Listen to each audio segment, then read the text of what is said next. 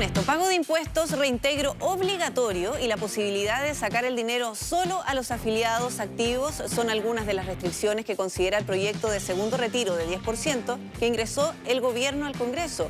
¿Cuáles son las principales diferencias con la iniciativa que ya se tramita? Bueno, Roberto Sá nos va a explicar con peras y manzanas. Qué importante esto. Sí, Priscila, buenas tardes. Sí, si hay un tema que hay que explicarlo con peras y manzanas, es lo que está ocurriendo ahora con el segundo retiro del 10%.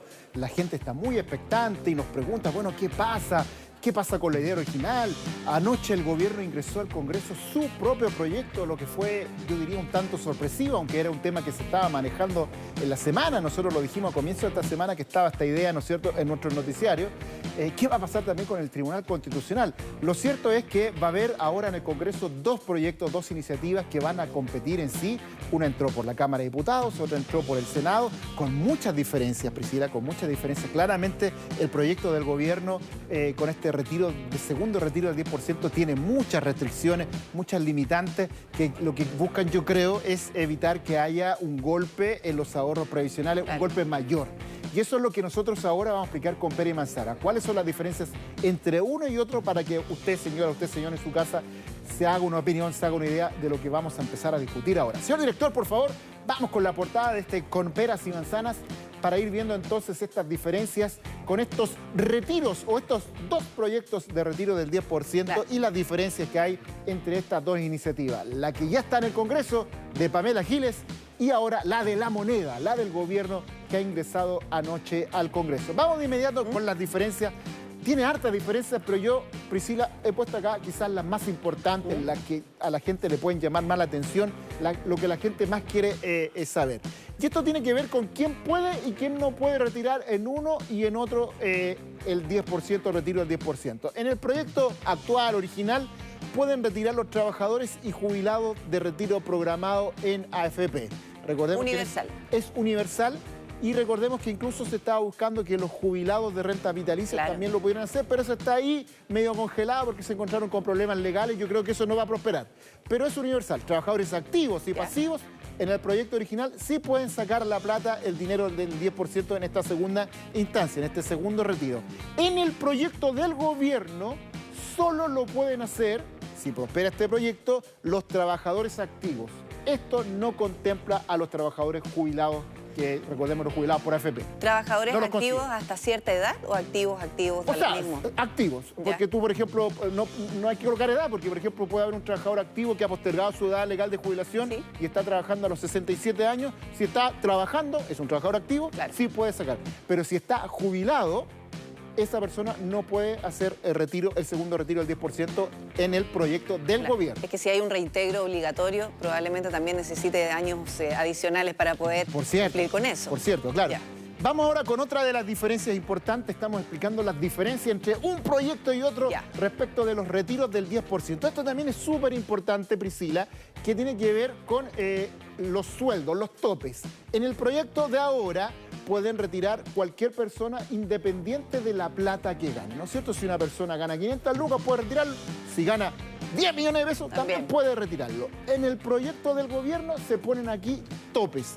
Pueden retirar el segundo 10% las personas que ganen hasta 2.900.000 pesos. Ese es el techo, no hay más. Y aquí además se ha agregado que las autoridades políticas no puedan hacer este segundo retiro, como por ejemplo el presidente de la República, los senadores, los diputados, los ministros. Estas personas no podrían, según el proyecto del gobierno, hacer este retiro.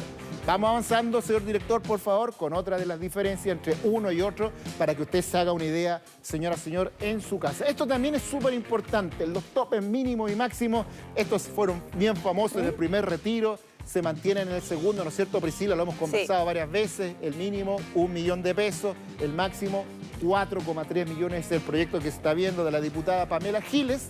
En el proyecto del gobierno eso también se acota, se reduce, se ponen límites, se mantiene el mínimo de 1 millón de pesos, pero el máximo se reduce de los 4,3 a 2,9 millones de pesos.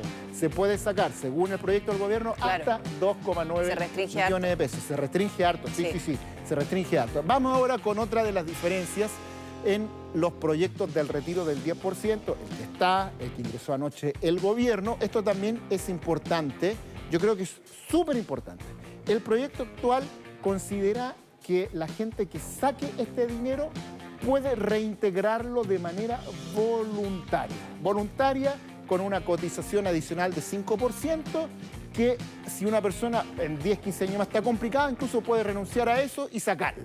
Es voluntario de todos lados. O sea, puede renunciar a eso y suspenderlo. Y suspender Ya. eso y retomarlo más adelante. Ya. Y en el proyecto del gobierno se plantea que este reintegro sea obligatorio.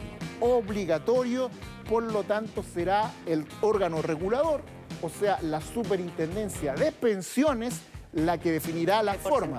Todo dice que sería una cotización, ya, en qué plazo, todo eso lo va a definir la Superintendencia de Pensiones. Ya.